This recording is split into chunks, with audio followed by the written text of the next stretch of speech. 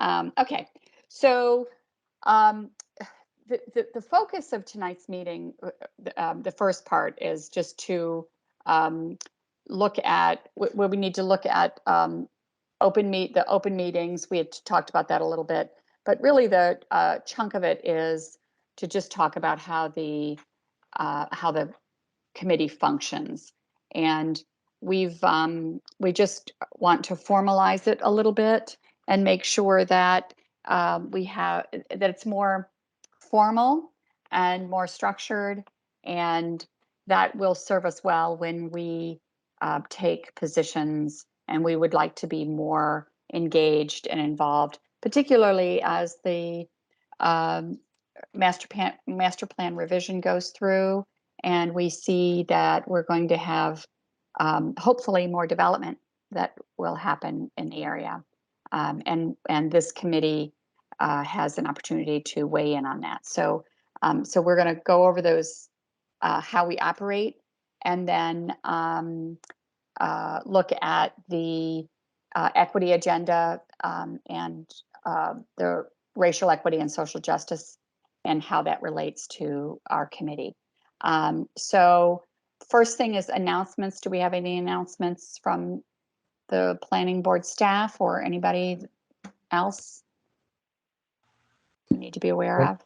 One thing that's not on the agenda that I believe needs to be on every agenda is review of the previous week's minutes and review and approval of the previous week's minutes, right? So just for future agendas, we'll need to get that on there. But, right. And I have the previous week's minutes here as well. I also, FYI, just posted a link to the old decision-making guidelines, which we can use for that further discussion, which. Okay. But, okay. So, I'm not sure who put together the minutes, but thank you for putting together this example minutes. I mean, it's pretty straightforward.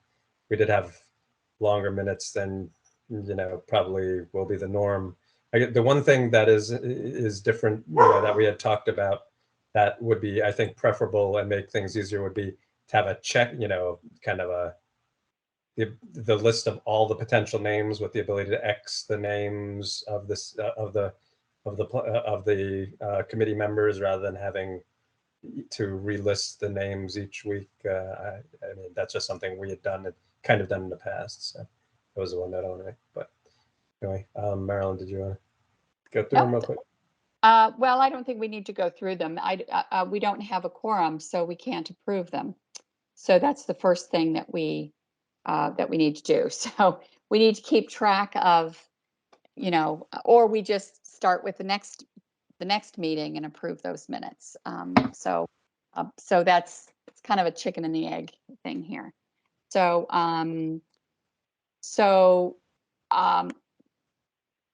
I think that we'll just have to move on from that.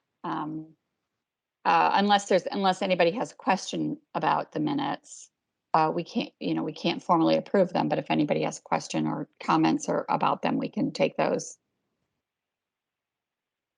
I would just add that what I do with another committee is, like you said, you take any questions or comments of the folks here, and then you do an email ballot request for approvals. I'm not sure. I mentioned that last time. I'm not sure if I think there was some issue with maybe our bylaws or doing that or something, but it's one way to just not lose getting minutes approved. Mitch, I think that's a great idea, and we're gonna talk about that, the whole email thing. So so let's do that. So if we can have a motion to approve these minutes and a second, and we just won't vote on them, and then put that out on email. I think that's a great idea. Motion to approve. Second. Okay, so any comments, discussion, changes? Okay, so we'll put those out for approval and email approval. Okay, great. Just real quick, sorry, who seconded? Was that Mitch? That was Jeff. Jeff. Yeah. Okay, thanks, Jeff. Yeah, I don't know if we need to have that in the minutes. Okay, I'll Um, note it now and we can decide that later. Okay, yeah, thanks. Any announcements or anything from the from staff or anybody else? Okay. So follow up on the webpage and open meetings. Yeah, I can do that. Hi, everyone. So just a quick update on some questions that came up during our last meeting. I presented a tutorial on how to navigate through DISC on our website and basically presented on which files I felt were important to look at and to understand what a project is proposing. So after I presented, a few questions came up. The first one was basically how can I just see a drawing of a plan and get the basic details of development without having to go through a bunch of sheets. The second question, or not really a question, but there was a desire to basically have some sort of guide on our website of how to navigate through DISC. So just some follow up on that. We are currently working with our communications team, and we've also had some discussions with our IT department to basically figure out how to create a DISC guide that we can have on our website, and also how to create maybe like a one-sheeter or a central page on DISC, which shows the basic development application details along with the drawing, just to make it a lot easier to understand what is actually being proposed with the development. So we are having discussions and we don't necessarily have an answer yet, but we will give you an update when we have more information and how we can implement something like this. The third question someone asked was how often is MC Atlas updated, especially the development review layer. So we confirmed with our IT department that it's updated at the end of every day. So the information on there should be current, basically. So any update is basically updated. Any change in an application is updated at the end of every day. I've also created a one-page document which basically touches on what I talked about during our last meeting, which refers to the specific files I recommended looking at on DIC and what they contain. I sort of made a little description as well, so I'll share that with everyone after this meeting, and I'll send an email out with that just to help anyone out in the meantime before we actually implement something else. So that's all I had for that. Thank you. Any questions about the website or the Atlas, MC Atlas? Thanks, Aaron. Yep, thank you. Okay, and open meetings? Is that, do we have anything more to discuss on that? I think I'm sorry. I think that Jessica included most of what we were going to say in the email that she sent out to everyone, and that we can turn it over to the committee's discussion of open meetings, or the procedures rather. Okay, great. Well, do we know when the training is and all that at this point? I think that was the one question we had last meeting. Hi there. Good evening, everyone. Nice to see you all. Phil, the link that I sent for the training, and I'd be happy to include it in the chat, seems as though it's a sort of take at your leisure kind of thing, rather than a sort of specific date and time. So I can drop that link in the chat if that's helpful. Sure. It won't hurt, but if it's in our last email, then that's great. Thank you.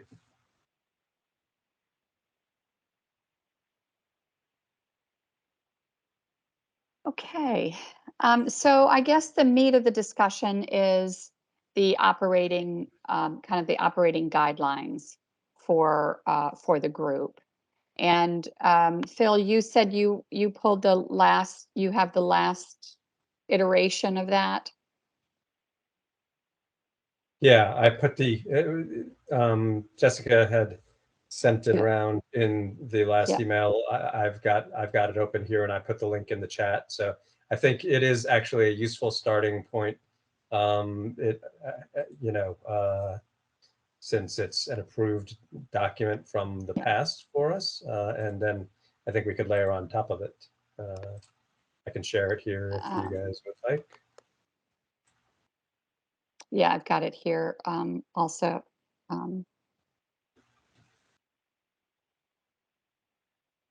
Yeah, it's easier for me if it's all on one screen Sure.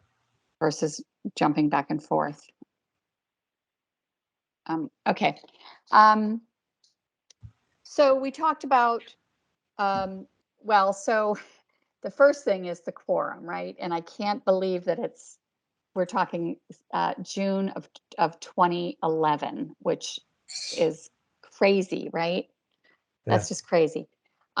So quorum of 2/3 of the committee members. I think the first issue is the definition of committee member. And we talked about that. Is it just the voting?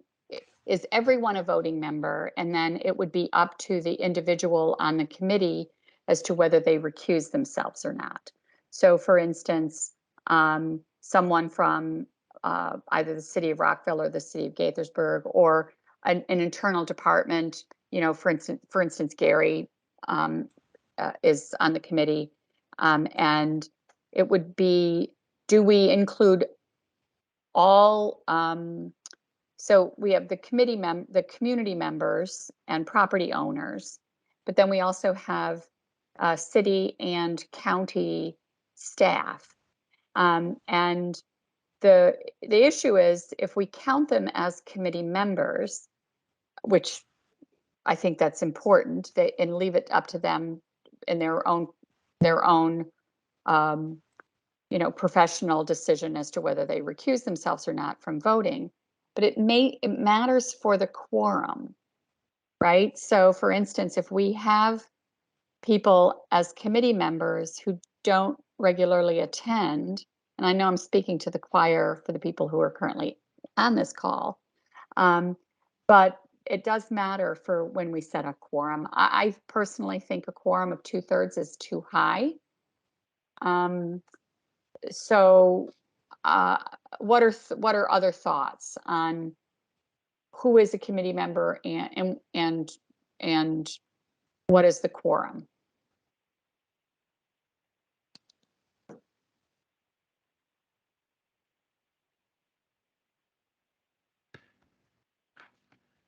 So if this is Gary, so if we don't count the county employees and city employees as voting members, then the issue is, do we still count towards making a quorum? And we are appointed by the planning board, so we are appointed. So right.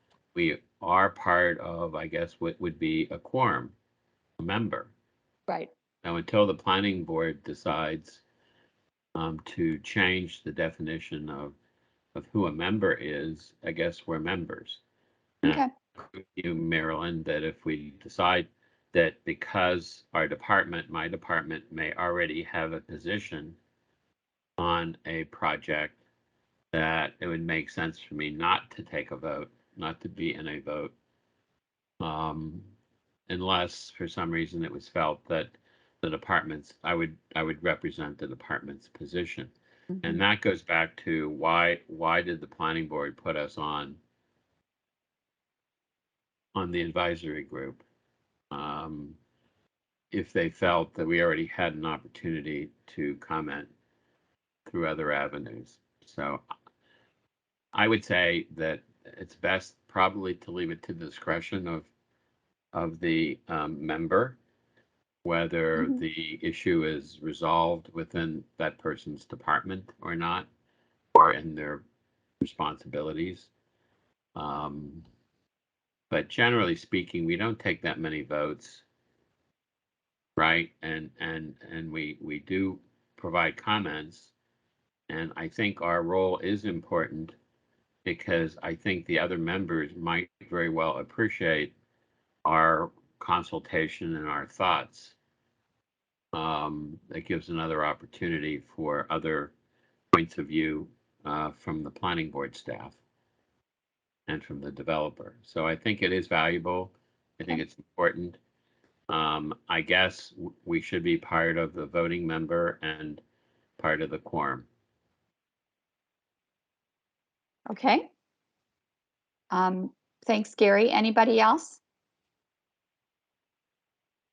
I mentioned this last meeting, but I had been told by my boss and my coworker that I am a non-voting member, so I don't have any evidence to back that up. I didn't look into any of the the bylaws or anything like that, but that's what I've been told repeatedly. So I can try to get some evidence as to where that, history came from, but I think there was a general consensus at the last meeting that the county and city people are here to provide background on anything that we might have it on, but it doesn't make sense for us to vote since we work for a municipality. There could be conflict of interest, that kind of thing. So Yeah, so thank you. So we've got both sides of the coin, right? So there should be a definitive answer to this, as opposed to our opinion. So I think if we go back to the original creation of the committee, and that's the other question. I mean, I'm assuming that there is a definitive list of the members. Do we have a definitive list of the members? Of the current members? Yes. Yes, I can show you what I have right now. So there are 12 non-city or county members. And then let me just share this. And sorry, I've written on it a little bit because I was using it to take attendance. Yeah. But can you see that screen? It's probably a little bit small. I can make it a little bit bigger. But everyone on here, ignoring Jason Klein from Sandy, Maryland through Sandy, are members. And I just wrote ex officio right now because of what Kara was saying. This doesn't have any bearing. And I was just trying to count up how many members there were. So there are 12 members who are, private citizens or representing an organization or company. And then there are 2 city staff and then 2 county staff. And then I didn't even put the planning staff on here. And yeah, and I don't think the planning staff would count towards the quorum, right? Or the voting. What do other advisory groups do? I think Jessica may have looked into this the most. I think the unsatisfying answer is that since a lot of these were created at different times by different folks, that there isn't as straightforward an answer as we'd like there to be. And committees have kind of taken different paths in terms of who they allow to be a voting member.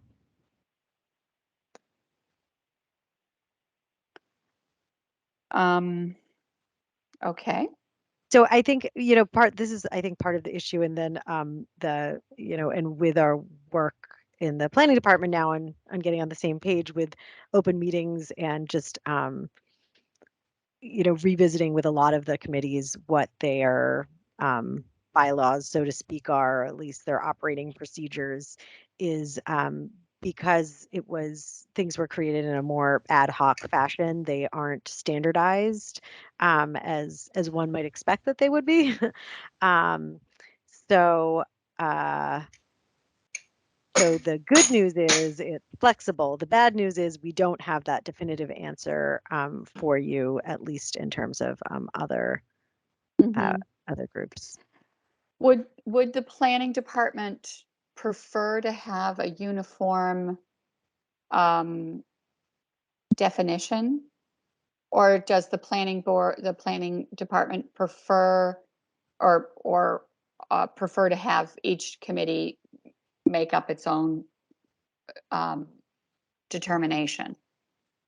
I cannot speak for the department, and maybe Jessica can weigh in, but I think that the kind of guidance that we got from our legal department was that it was up to the committee in a lot of instances where, we went to our legal counsel at the planning department and asked if, can the committee do this? Are they allowed to do that? And they were basically said, people can decide, that each committee can decide for themselves, and it's up to the committee. Mitch, did you have a comment on that? Yeah, thanks. I was just going to say, I've done numerous committees over my career, and I've never been on one where county staff were voting members. I'll just say that, and I'm not taking a position one way or another. I just think that it is, it's staff is mainly appointed to enrich the discussion, the experience. And am I frozen? No. Oh, okay. Maureen just froze on my screen, so I was worried. To support the information flow and history and all of that, but the county as itself has the ultimate vote on projects and other things. So I'm just, again, just stating what I've seen in the past. I do think it's critically important that the quorum is based on voting members, right? The point is, if you only have 3 people show up who are voting members, do they get to make a decision? And the answer is no, right?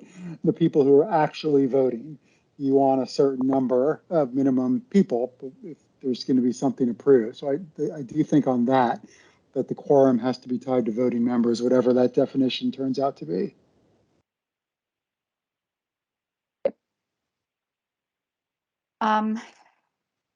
Okay, anybody else? So I feel the same way with you, Mitch, in terms of the county. The county has a voice outside of the advisory committee through their department and through weighing in on the projects. So of course we can't take a vote because we don't have how many of our members are here today? Our community members? I think we have 4 out of the Yeah. 12. Okay. Just for discussion purposes, maybe we propose that the committee for voting and quorum, they're non-county, non-municipal members, or not ex officio. I mean, by definition, that they would be ex officio. Okay. And then that goes down to, so all this is we'll propose this, right? And then whenever we actually figure out when we can vote, we'll vote on them. And then quorum. So I think 2/3 is high given where we are.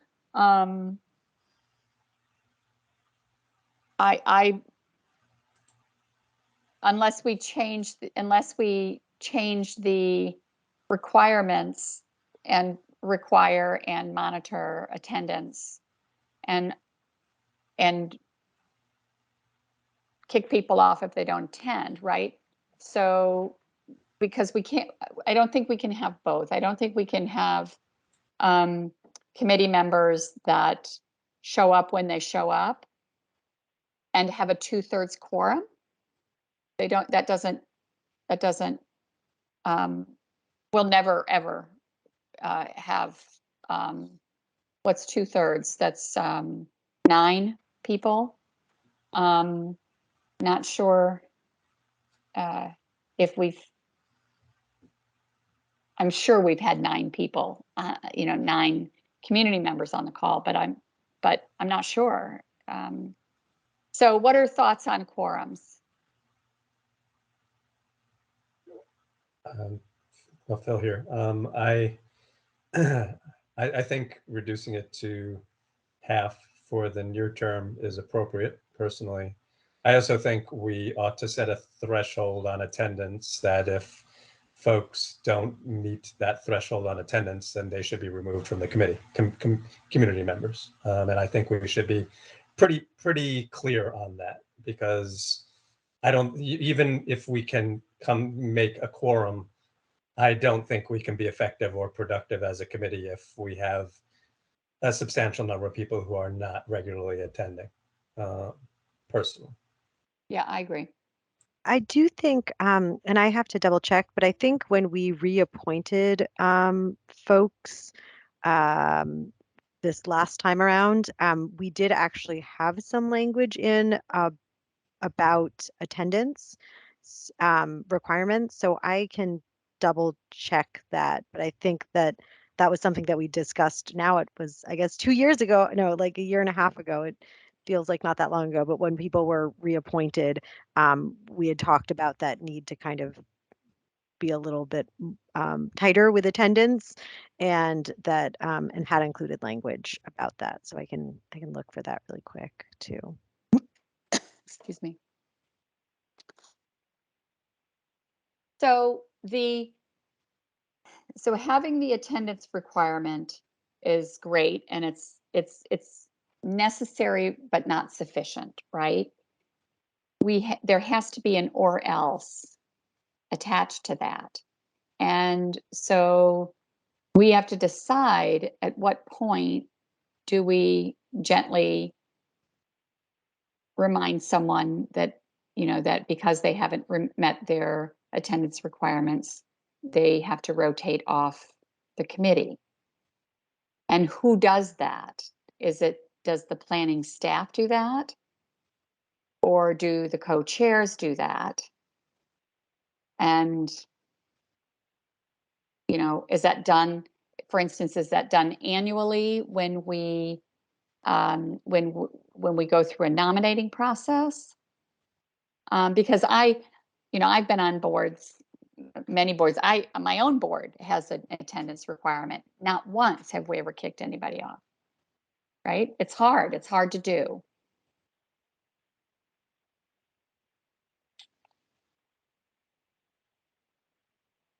So, any thoughts on the process for kicking people off? At the end of the day, staff really controls the membership of this committee. The planning board manages the membership of this committee, not the committee doesn't really manage its own membership. So as a technical matter, I'm not sure that we as a committee can even, kick any, could technically kick anybody off the committee if we wanted to.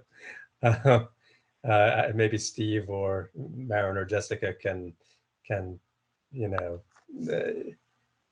share their thoughts on their understanding. But clearly, staff has usually taken the lead in appointing people to the committee and reconfirming people on the committee.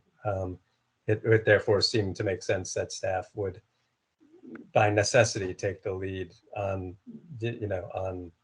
on removing someone from the committee. With that said, I mean, as far as notifying them that they're not meeting their attendance, I think that would seem to be a little bit more flexible on who would take that action. As long as we're tracking attendance, I mean, I don't have probably it's a problem sending somebody an email and saying, "Hey, haven't seen you in a while. You still into this?" Yeah, that's pretty straightforward question.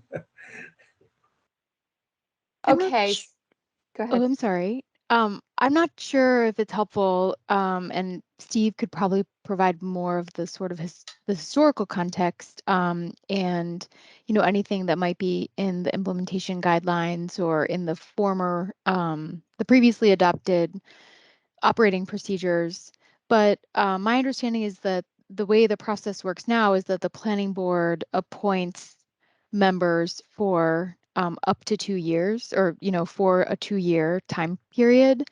And so it seems as though the sort of point at which we would assess whether someone should be reappointed is at that 2-year increment, unless through this process you all establish an attendance policy that requires us to look at that on a different basis, whether that's annual.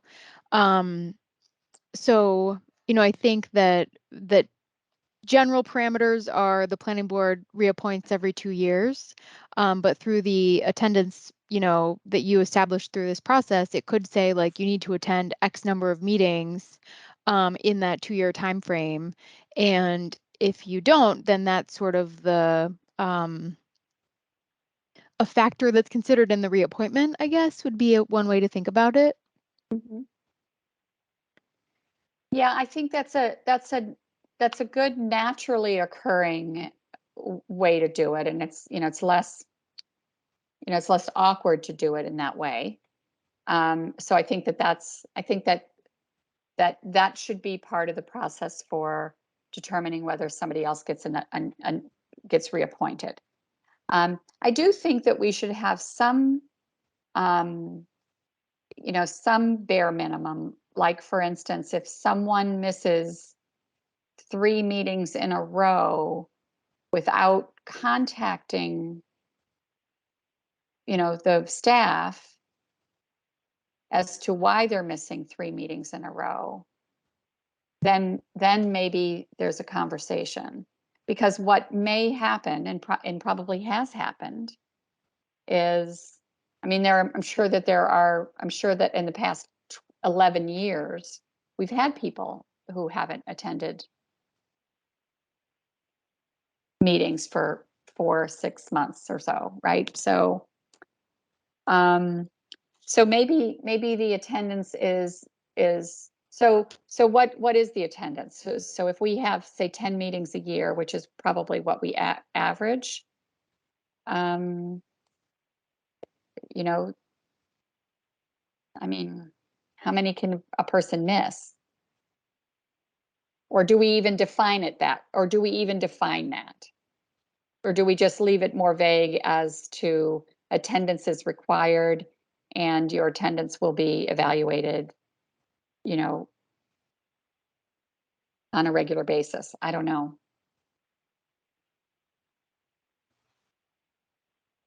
I think missing 3 meetings in a row, and a contact, and or missing, and I would say or missing,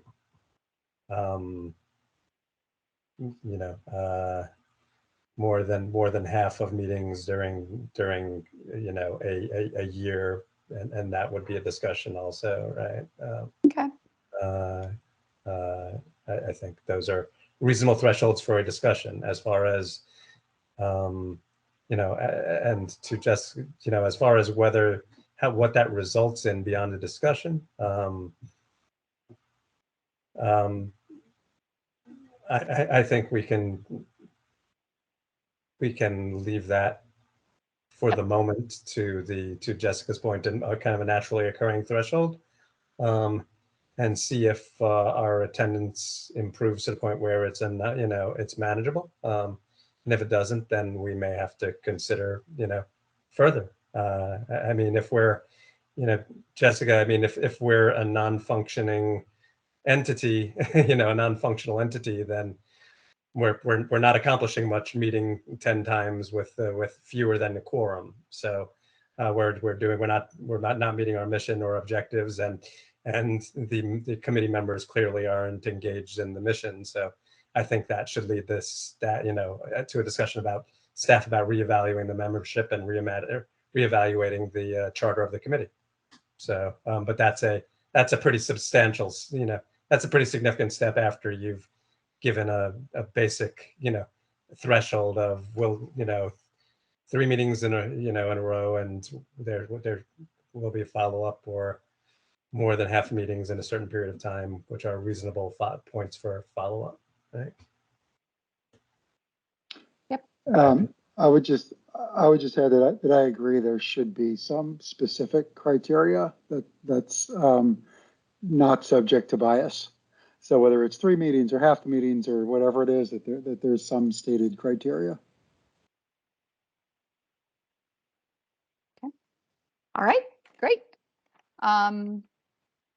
May I ask for one clarification?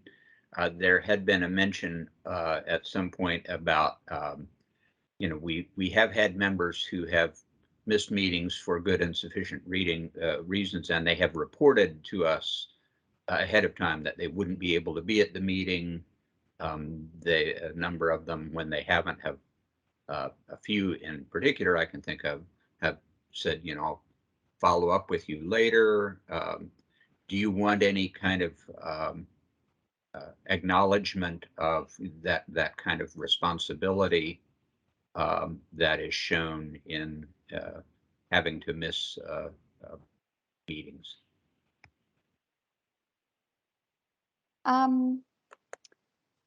I think that if we leave for instance, if we leave the consequences vague, then we take that into consideration. I mean, we could call them excused absences, but even if it's an excused absence, or whatever an excused absence is, if they're not attending, if for instance they have a conflict the night of the meeting, or somebody has a family issue, or somebody's ill, those might be excused absences, but they still, then maybe it's not, maybe they need to rotate off the committee at that point in time, right? If they're still missing 3 meetings in a row, or because, I mean, just from my experience, the chances are extremely slim that we're actually going to kick anybody off. I think that we can leave that vague, and just hope that, and we can say, please let us know if you can't attend. And because, it is different, if somebody calls and says, I'm sorry, I just can't make this meeting, versus not hearing from them for months on end. So, Phil, can you can you share your screen again?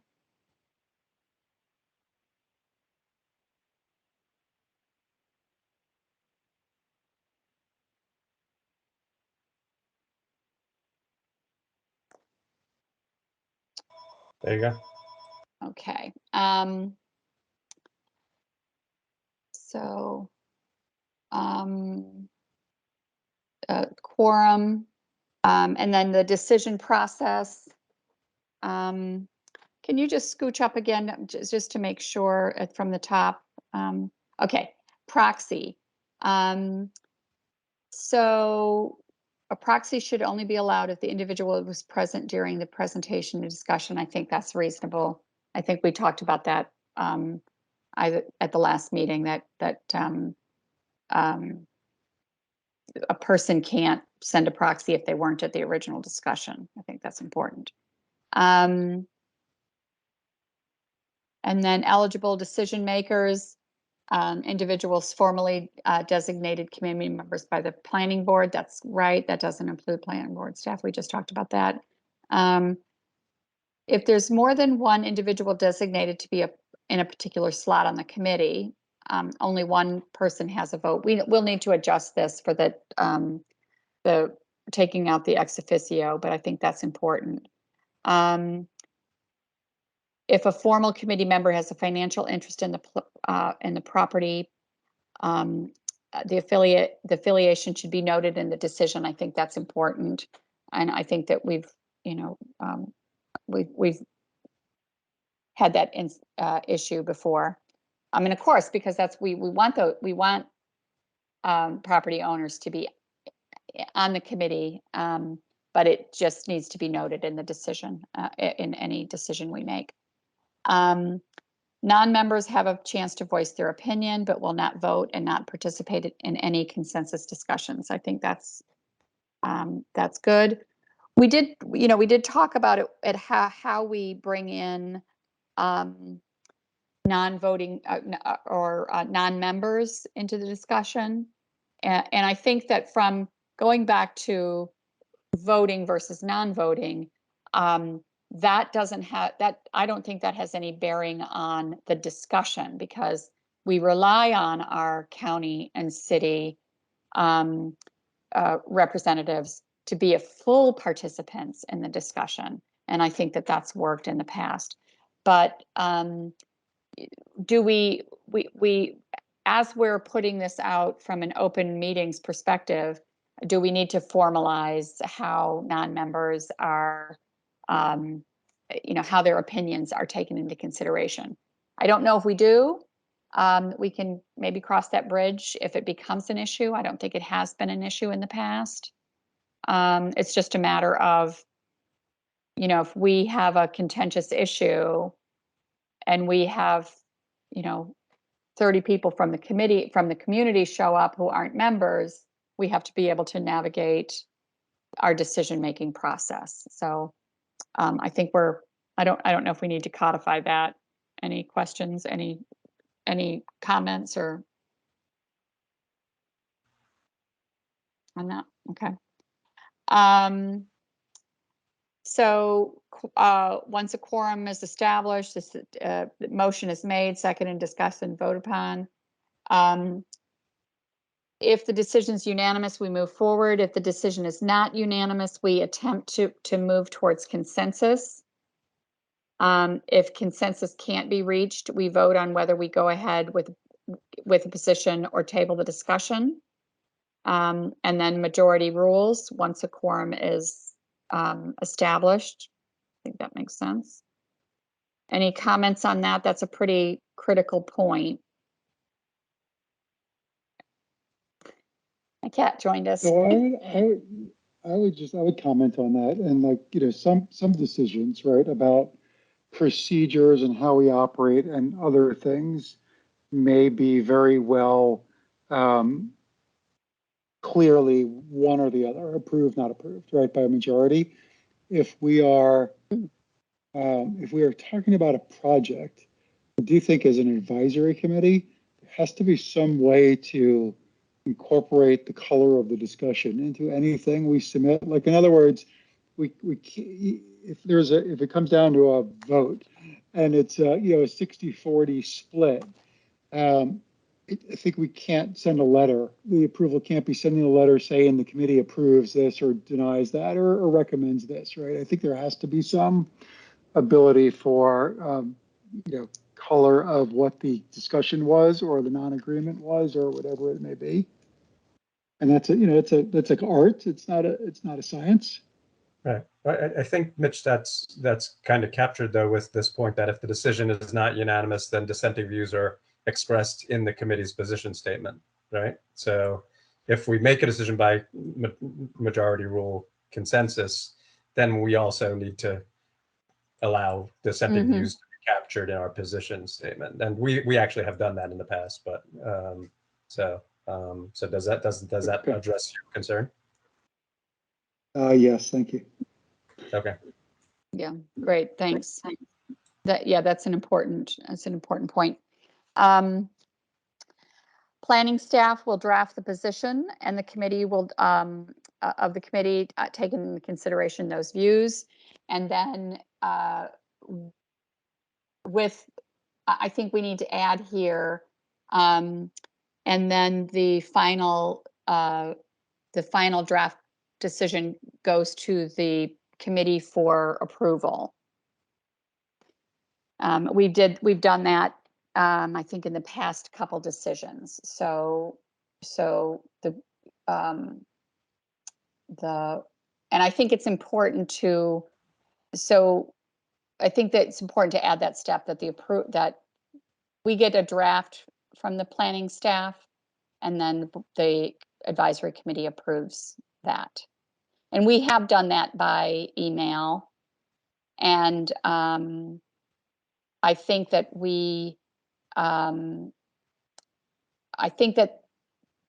I don't think we had, is that the end of this document?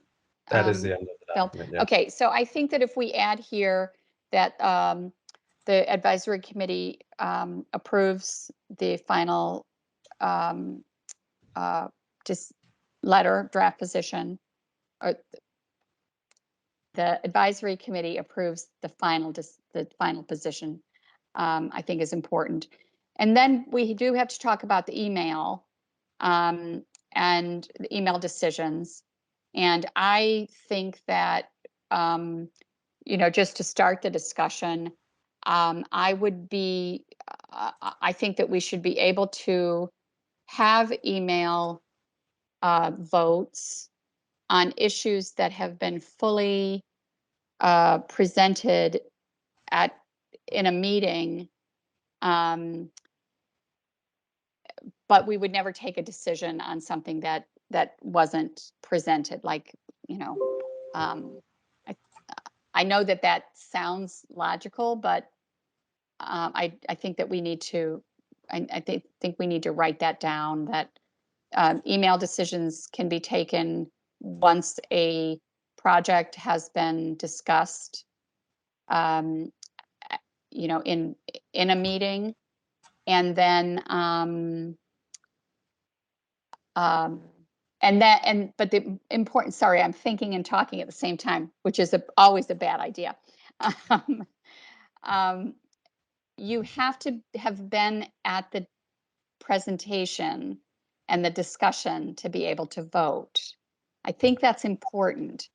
I don't know how others feel about that.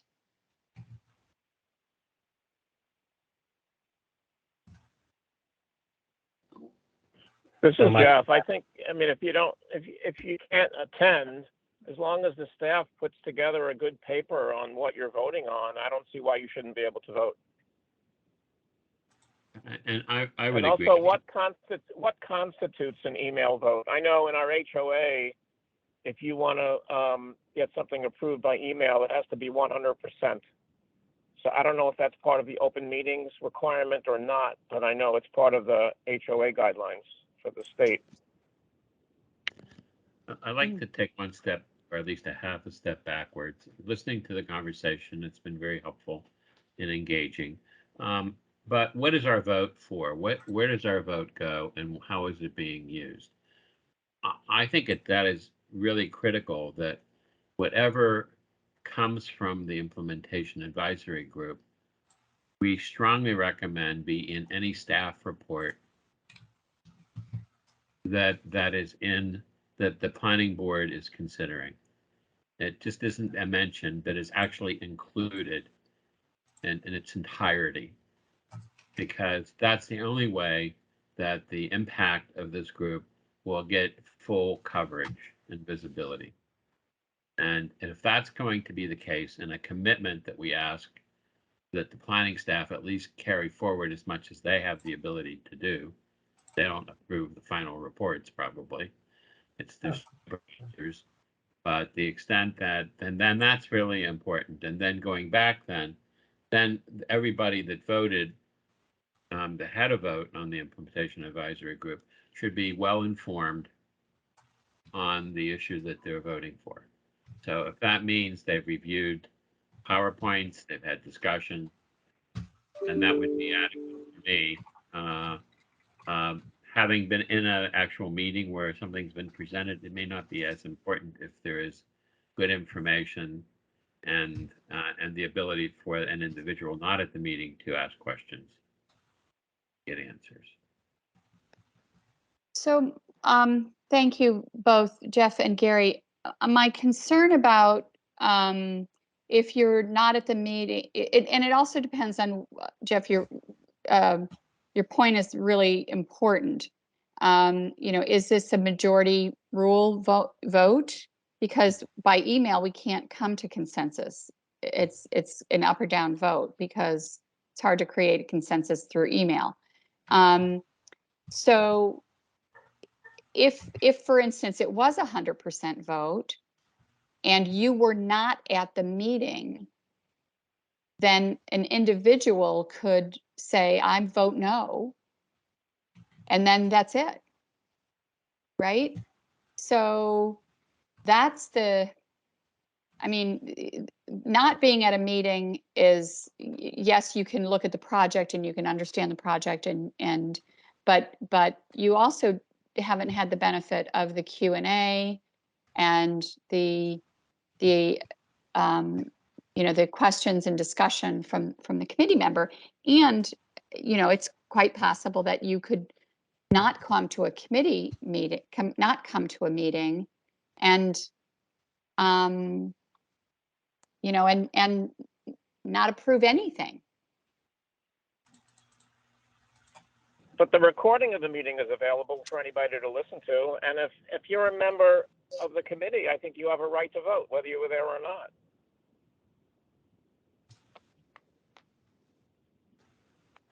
Well, Which goes back to the whole issue of attendance, right? And it also speaks to the issue of our meetings necessary. I mean, if we can form an opinion by by reading a packet,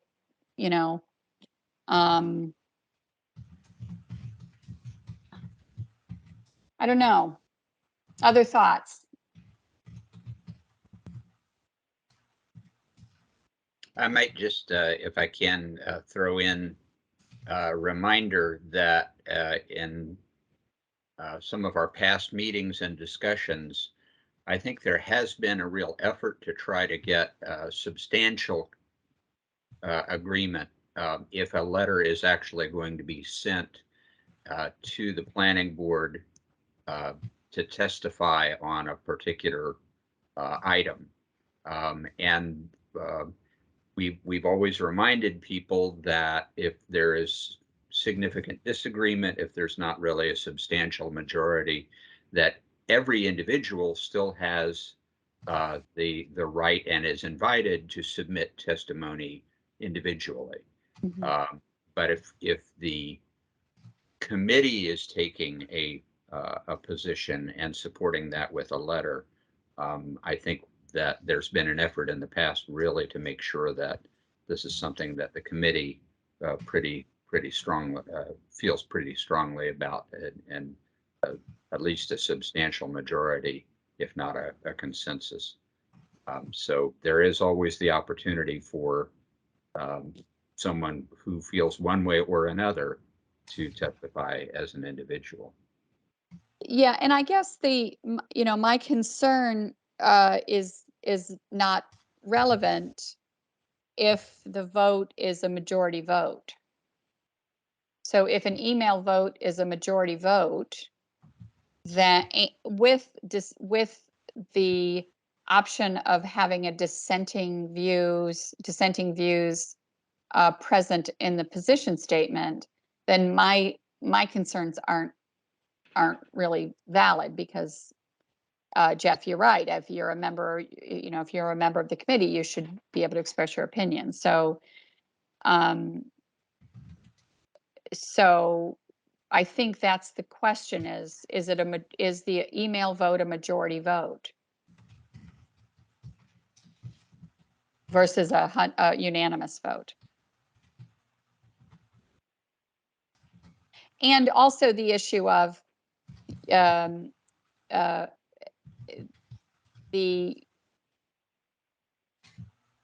not everyone's going to vote, right? So there are going to be members who aren't going to weigh in either they don't attend the meeting and they don't respond to the email. So that's going to happen, right? So I don't think it could be a unanimous. I wouldn't recommend a unanimous vote.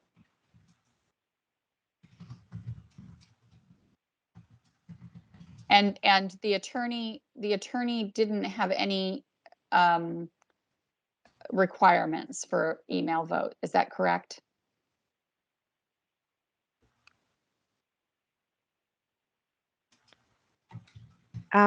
Jessica, are you, I think Jessica's still here. Jessica, I believe Matt Mills didn't have any additional guidance on the email vote. That's correct? Yes. This is not, I assume that this is probably going to be a frustrating response. But our legal counsel indicated that they really can't provide the legal guidance to the committee. And so it's really sort of, at the discretion of the committee, how they operate beyond the, that we do need to comply with the open meetings law, but the process that you all use isn't something that our legal counsel indicated that they could provide guidance on. So I'm sure that that's not a satisfying response, and apologies for that. So when in our last discussion about this, I think a suggestion had been made that sounded reasonable, that we didn't need to make a blanket decision about mail votes or not mail votes, that we could assess the types of vote that we're talking about. So for instance, if we're adopting a draft, a draft position that the planning staff has drafted on our behalf, we have in the past, in fact, circulated it and had folks via email approve that. To my recollection, we've approved it via email because. Do you recall that as well, Marilyn? I mean, yeah. Yeah. So, and that seems like a perfectly reasonable thing to do. We had a quorum, and now I think the question there becomes: should the people who didn't participate in the input into the draft have a vote on the draft? That that's an interesting question. But at the end of the day, I think that certainly it's pretty clear that at least the people that participated in formulating the draft should be able to vote on it by email. Why not, right? If we were to approve it in a meeting, then anybody who was in that meeting would have the ability to comment on the draft and vote on the draft. So perhaps, I mean, I guess that same standard could apply to email. Even if you weren't in the last meeting, you still get to review the draft and approve it. So, but this would seem to be a case where the committee had made had taken an earlier stance. We've got a draft position statement. We don't have to wait for another meeting, and one reason I'm focused on this one is because there is a timeliness consideration. So we're often trying to respond in a timely fashion to things that are going on in the, with the planning staff and or the planning board or a project and so on. And I think, and when time is of the essence, waiting to the next meeting to approve may not be appropriate, right? So this is an example where I'd say we could vote via, we could vote, via email. I know, Jeff, you were raising the concern in other committees you're able to vote. I mean, the question is, what is there that we're going to vote on? I mean, that outside of a meeting that in the first place, and there are only really a limited number of things that we're going to, I mean, clearly these kinds of process oriented questions we might vote on, we will vote on, and it seems like an email with everybody involved, would be reasonable here. This is a sufficient, we could, I think this could be voted on reasonably by email, and I would think that many process things could be. We're not going to cover that many of them. I think draft positions could be voted on via email. I don't think the creation of a position could be done via, voted on via email. So if you're not, if we don't have a quorum at a presentation, we're generally just not going to be able to create a position statement in that meeting or via email. It's going to have to, we might take the decision, that we might look for an email vote on as to whether we want to revisit that same,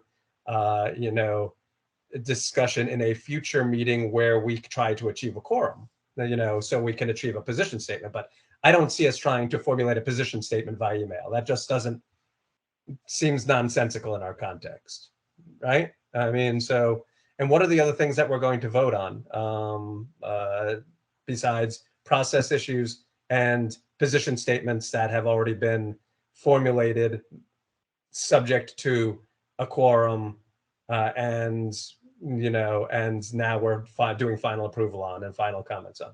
Is there anything else that this committee even does that requires a vote, outside of approving minutes? I mean, so I think a minutes approval could be done via email. Okay, so that one's an easy one. What else is there? No, I think you're right, Phil. I think we're overthinking it, right? Because we're going to have a robust discussion, and the email vote is going to be approval of the draft position, and the draft position can't even be written unless we have a robust discussion at the meeting, right? So I think you're right. Yeah, I think you're right. Yeah. Right. So, right. So I think that the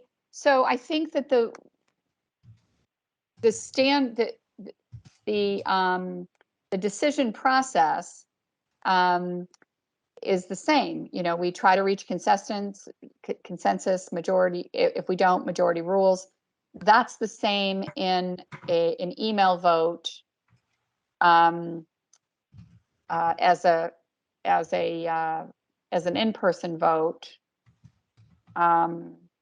We don't need to differentiate. All that we need to say is that email votes are acceptable.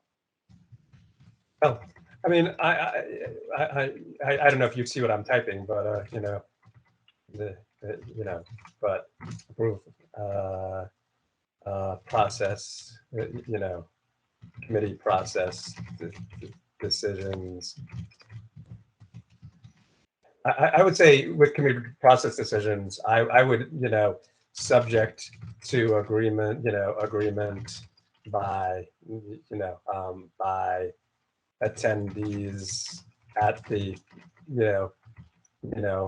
meeting where process was discussed. So if those of us who are at the meeting and have are making a process, proposing a process, think, it's documented well enough that can be approved by email, then let it be approved by email. If not, then it gets taken up at the next meeting. I think it's, pretty straightforward, right? And then finally, so approval minutes, committee process decisions subject to agreement by, even if we don't have a quorum, if we don't agree that, we should attempt to approve it by email, then let's not, right? And then the other one was draft position statements, right? I mean, that seems to be a relatively comprehensive list. And if we find more things we want to approve by email, then we can always add to the list, right? So we're not going to attempt to formulate statements by email, position statements by email. We're not going to attempt to achieve consensus about presentations via email.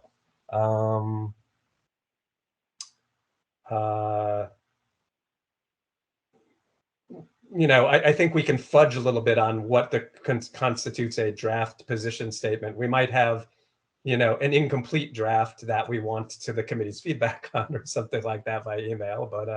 But again, I think, reasonable people can, accommodate these kind of things. So, is that fair? Yeah, I think so. Anybody else? Well said, Phil. think that's great. I think that's all we need to, I think that's it for are there any other just process issues that the committee needs to weigh in on? I think that's basically it, right?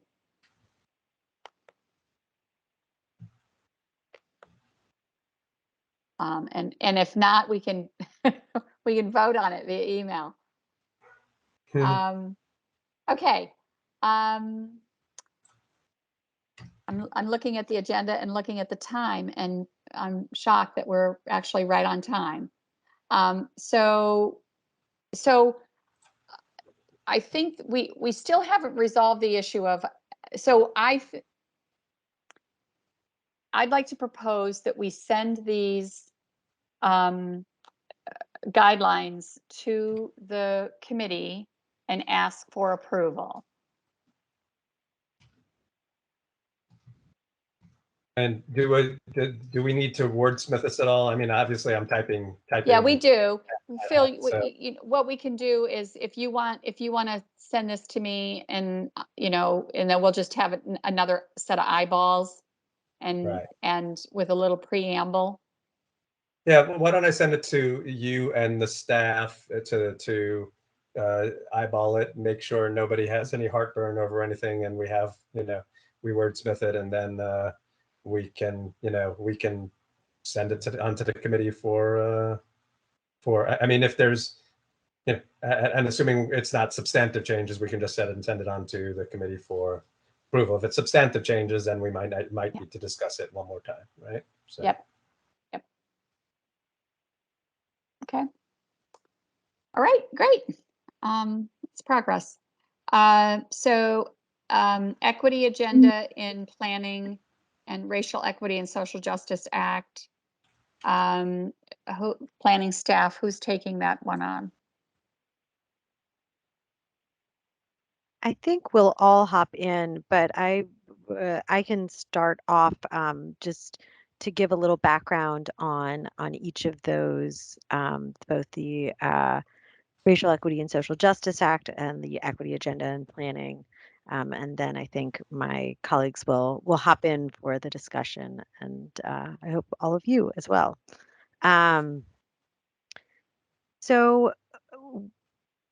Hopefully you can see my screen.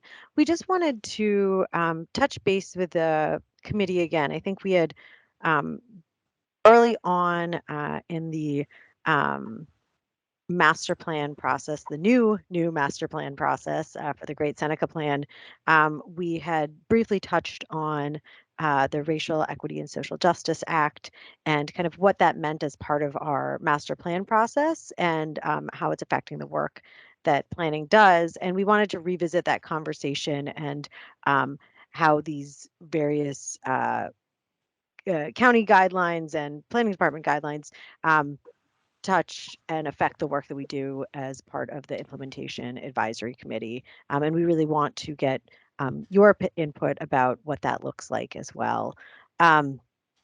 So the Racial Equity and Social Justice Act was passed by council in 2019, and the purpose is to center and advance racial equity and social justice in government decision makings. And what that really means is also like looking at how different decisions, policies, practices have impacts on both racial and socioeconomic impacts that sometimes are, unintended consequences or unintentional. So the county has recently launched an office of racial equity and social justice, and they're beginning to staff it, and they're beginning to review the policies and practices and the departments that are under the county executive. And they're also beginning to, this office will be reviewing ZTAs, which are the zoning text amendments, which the planning board uses to make changes to zoning. And recently they've also reviewed Thrive, and we're not exactly sure what the relationship will look going forward with master plans. But it's really, incorporating an equity lens into all of the work that the county does. And I think in a lot of ways, many departments were doing this in an informal way, and it's kind of like, again, a codification of this idea of the importance of equity and making sure that we are actively dismantling structural racism and barriers and other barriers that have affected Montgomery County residents for years.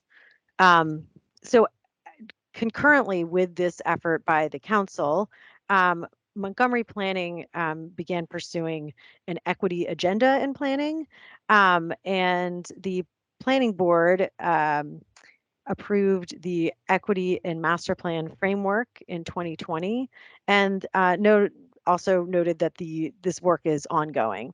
And these are the two purposes that they really single out as part of this equity agenda and planning. And it's to systemically dismantle the institutional racism that exists in our work and prevent it in the future, and also to, again, apply that equity lens to our plans, policies, and practices. So the reason we wanted to discuss this with you is in our work, and when I say our, I mean the planning department's work with various committees, as well as our own internal practices and external practices. We are reviewing the work that we do, the practices that we have, and how we interact as committees and as staff, and applying this equity lens to everything that we're doing. So as part of that, we're beginning to have conversations with the committees like the GSSCISC to say, how can we make sure that we are applying this equity lens to the practices of the committee and the work that we do. And I think, when we were discussing this staff internally, we were thinking of what that means to us, but also wanted to discuss what it could mean to the committee members. And we kind of identified 3 areas of that we were thinking about in terms of this equity lens. And that's kind of, and Steve, you might have to jump in and remind me, but I think we were thinking of like how we're sharing our message and getting our message out to a diverse group of folks who reflect the population that lives and works in the Great Seneca area, and how we're including diverse voices and opinions into the work that we do, especially as we are, drafting opinions that are going on to the planning board. So making sure that we're figuring out how to incorporate voices that are potentially beyond the IAC, and then also how we are getting that message out. And then I think finally is how are we thinking about diversity and inclusivity within the IAC and in the future in terms of recruitment. I think in December will be our next opportunity to welcome new members to the IAC. So how can we kind of make sure that we're creating a committee that has those diverse perspectives? Steve, did I miss something from our discussion earlier? I think that's a pretty good summary. There was, I think, one other thing that we talked about was, again, emphasizing that as members of the IAC, you are also members of various communities from which you come. And we wanted to emphasize that part of what we hope and expect that you will do is share information with your own communities, and so that they can be aware of what's going on in the Life Sciences Center area as it develops.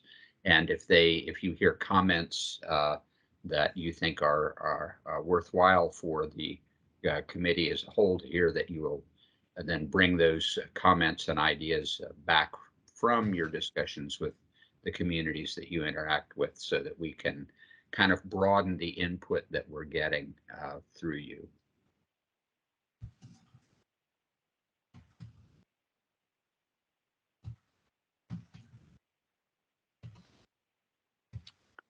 Okay.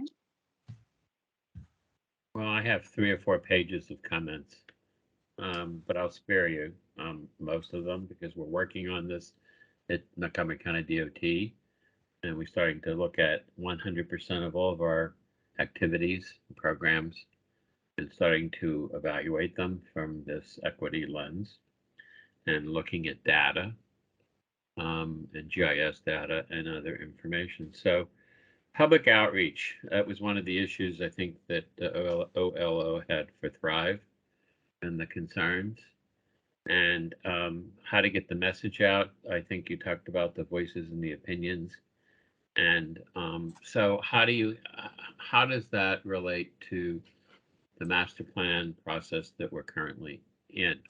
So you've had some opportunities for some, I would call them maybe not meet and greet, but pop-ups, and you've had some other opportunities.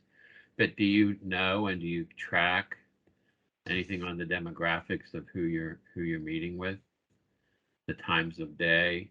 I mean, it was nice that you were at Bike to Work Day, but that's a very limited, perhaps a very limited market share of interest, a very important one, of course. But are you at, bus stops? Are you, I don't know what other sorts of outreach, times of day, days of week, and voices. Are you doing surveys? Yeah, so Gary, I'd like to hop in right here. We actually have like a pretty extensive outreach and engagement plan for the Great Seneca plan, and I'm happy to share it with the IAC. So, and I would love to get feedback of what we're still missing, but we do have some signs and other things that are going up in bus shelters and around the neighborhood. We do have more plans. We're working with some community groups as well. So I'm happy to share that information.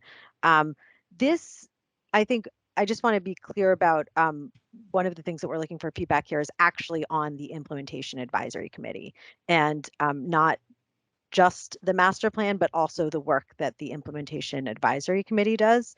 So I'm happy to give a presentation on the work that that the master plan team is doing for the Great Seneca plan, but I just wanted to make sure that we also talk about the committee's work. And I think, one of the things we talked about last time we had this discussion a little bit was also how the GSSC and IAC and master plan team might be able to coordinate and collaborate on events too in the future to kind of help raise the profile of both groups. So I hope that just clarified that. I would really welcome having more feedback on the outreach that we're doing, but I want to make sure that it doesn't get lost, that the other part of this discussion doesn't get lost in the master plan.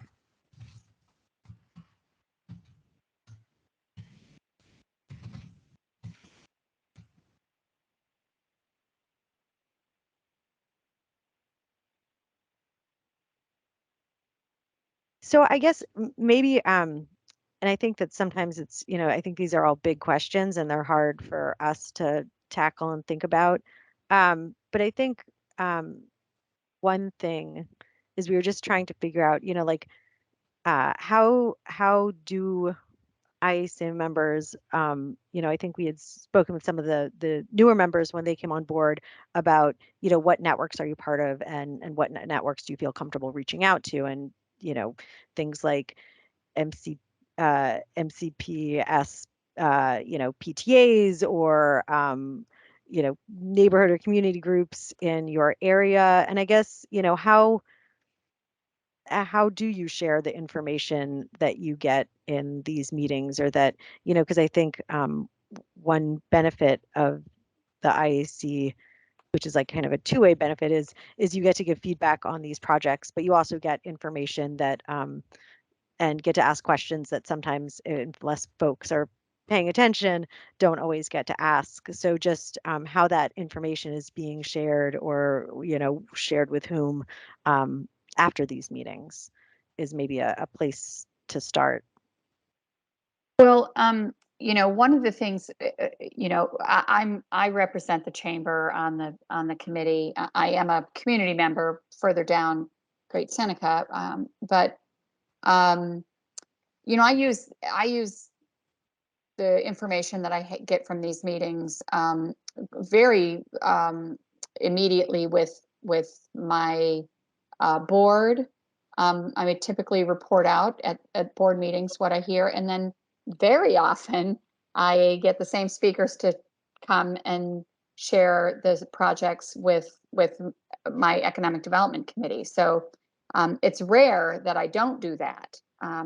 So we just had the Trammell Crow come and present at our economic development committee last month. So that's how we share the information.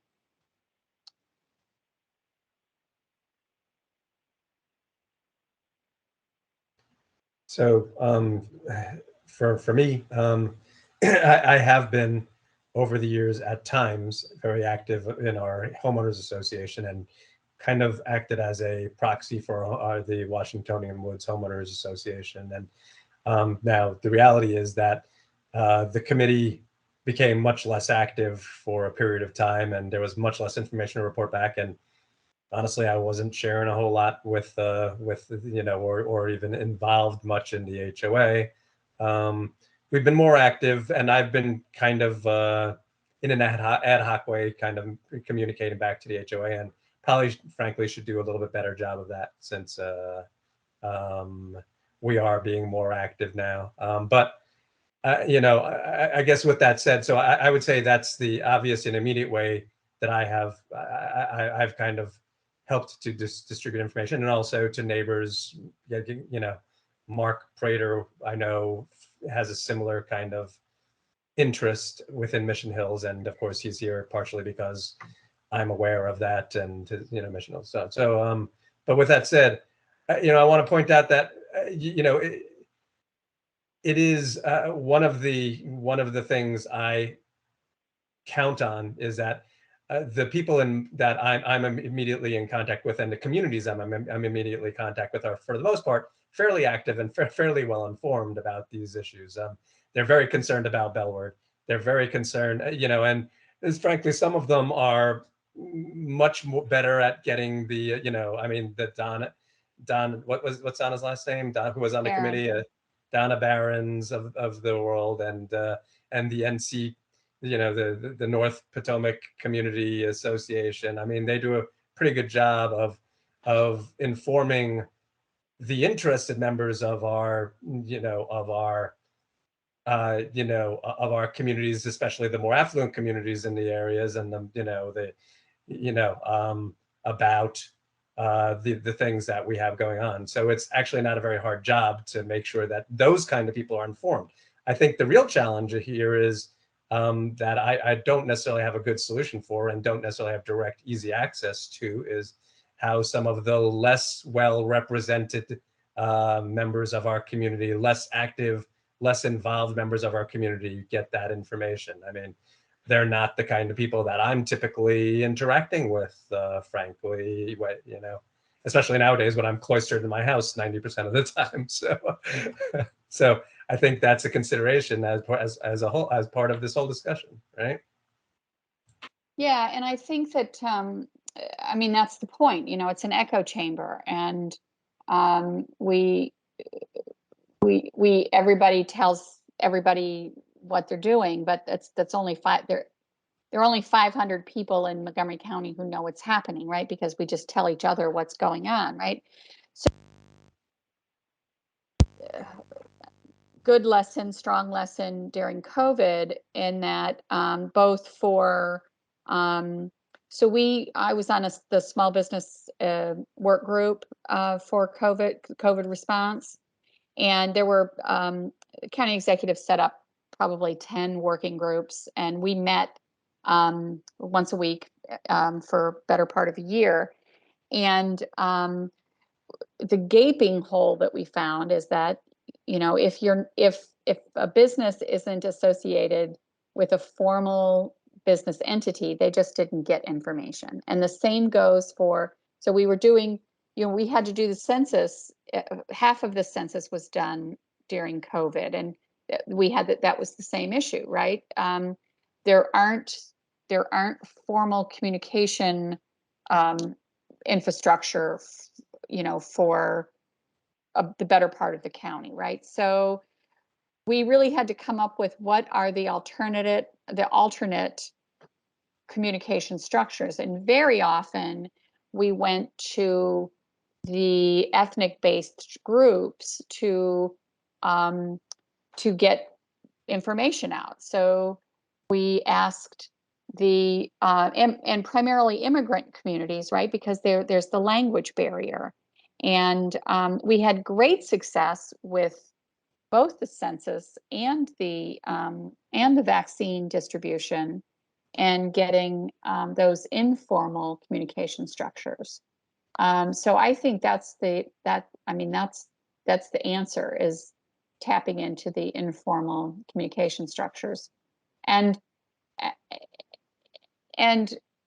so that we have the advantage of being geographically based, so it might be easier. We have a very high Asian population in this area, and so I think that's where we need to focus, is how do we get that word, the word out, and in what languages that would be appropriate for this community, this geographic community. And Maryland, as part of that same work you did, and I participated in some of the census things and other COVID groups. One of the other groups we had a difficult time getting census participation were those very large apartment buildings on Key West. So there's high turnover of a lot of those units, and there isn't a sense of community, perhaps. And that was difficult to get participation on the census. And so I wonder if we're not well represented in that renter mix. And I don't know, my perception is that it's a younger group that may not have been in the county for many years, maybe have just moved, or lived here and now are not living at home. So that would be an interesting group to try to figure out how to capture and get more involvement in the work of the committee. I think that's an excellent idea, Gary. Yeah. That's where the happy hour comes in. I know you did the donuts. You did a donuts at Dunkin' Donuts one early morning. I don't know how successful that was, but that was probably a good idea. I think we'd like to do it on a warmer day. We picked the coldest day of spring to do it, and I think it was about 32 degrees in like May, so our fingers were freezing. But we might try that again when it's warmer. And they don't give me an alcohol budget, but I'll advocate for that. I think one thing I was going to add is, with the Great Seneca Plan, as Maren mentioned, there is a robust outreach and engagement communications plan. And, I think that through that effort, we are trying to explore ways to connect with community organizations, ways to connect with some of the the rental units that you mentioned, Gary. And one thing that could be that we might want to consider or could be an opportunity is, and I think Maren mentioned this in her when she was sort of giving the overview, is partnering together on some of these initiatives to talk not only about the plan, but also about sort of the ongoing implementation that this group is focused on. And, frankly, one thing that we struggle with a lot is how to make the work that we do kind of more approachable to people. And and we can talk about like, what do you want to see in your community and those sorts of things. But I think as you get into development review and capital projects, and like it gets sort of less and less approachable. And so, perhaps one thing that we could work on together, in addition to, sort of having an outreach presence together as sort of the Great Seneca Plan team and the Implementation Advisory Committee, is working with you all on some of that language and the messaging that we might be able to use that would be more approachable to folks that, are kind of like, what do you do? What are you doing? And so that might be like an action item that we could work on together. Mm-hmm. Yeah, I think so. Hopefully, ideally, like some of those conversations could then pique interest and, sort of even extending invitations to people that we meet to join as a guest in the meetings and kind of listen to the conversation and the dialogue.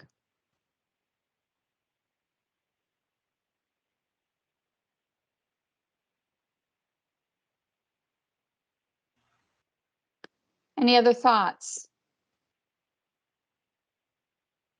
I think partnering with local organizations is a great idea. Yeah, and it makes sense for the homeowners associations. I mean, that seems like a logical, logical partnership, right?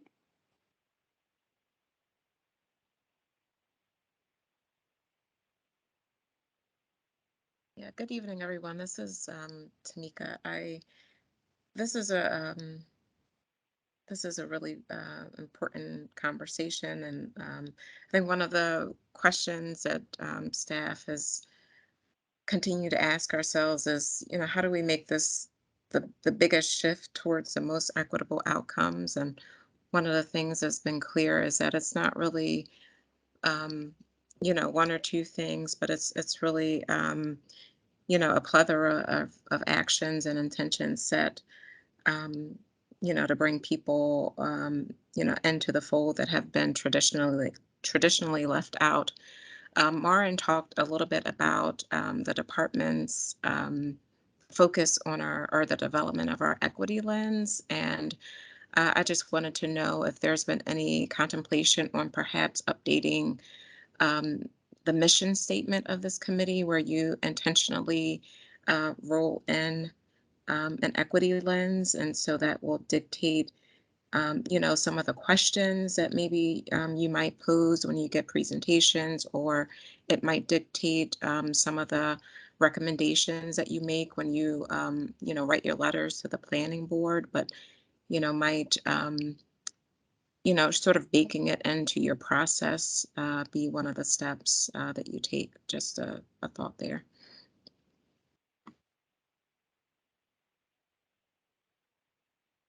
Yeah, I think that's good, and particularly when we talk about the nominating committee and the makeup of the committee to state the goal of having many voices.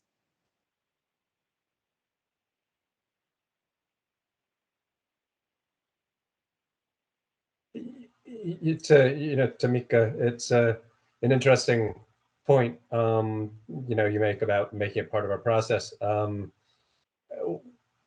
I have to be honest, with especially at the level that we operate at, and especially in the region where we're operating, I scratch my head a little bit when it comes to understanding how the things we do, you know, and the things that are going on in the GSSC, how you look at that through an, you know, an equity lens, right?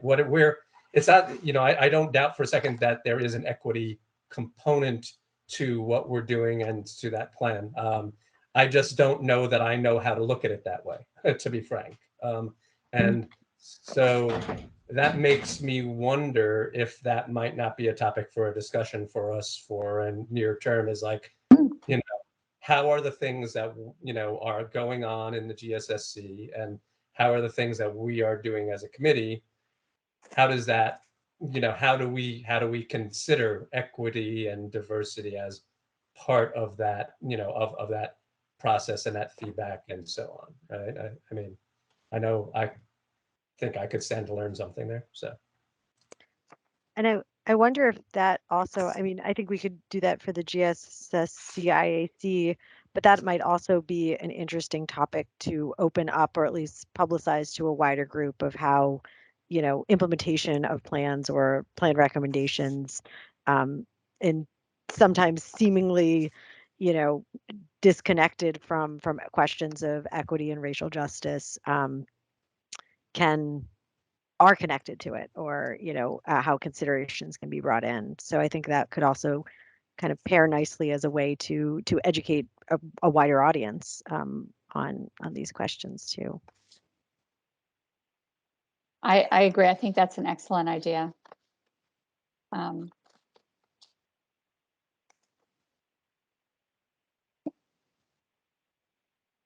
Okay, anybody else?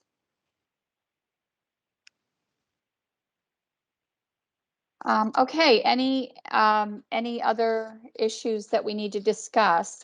Are we, what is June? Are we, go ahead, Maren, I'm sorry.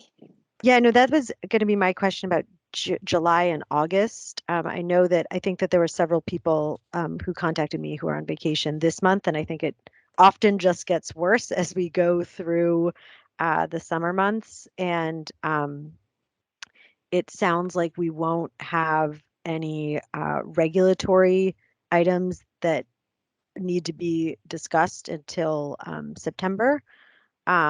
So, you know, I think that was our one question as staff is, you know, we don't want to say, okay, we're not meeting, and then something comes up and we miss an opportunity to review it.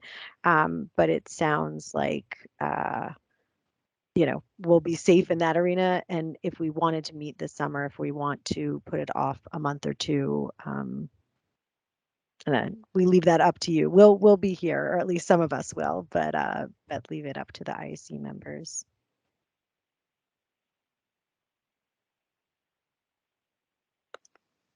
You know, I could go either way, but my organization, we don't have any meetings in August. We do July meetings, but we don't have any meetings in August. But if there's not, you know, if there's not a substantive topic, then it seems like it doesn't make sense to try to make a meeting work for July and August. And it's also perhaps, you know, the nature of, you know, the cycle of what the planning board's doing, that kind of thing. But I don't want to get back to where we were, you know, 3 years ago, where we only met when there was an issue, because then we just kind of all fell apart, right? And so I think that if we look at it as makes sense to take July and August off, but then look at the planning process for September, October, November, and make sure that we have substantive programming in the fall. Yeah, the late September is Rosh Hashanah. So if we do these meetings late in the month, like we're doing tonight, I think it's Sunday through Tuesday, the last week in September. I don't have the dates in front of me. Mm-hmm. So that may not be a very good time, and it's a really long time from now. So I would think if you are going to do something in this July and August, we should do early September. Yeah, I think that's a good point. And then we also have the issue of Thanksgiving in November. So maybe we look at the calendar and shift September. If we're going to shift September and November, maybe we shift, to the third week or something like that for September, October, November.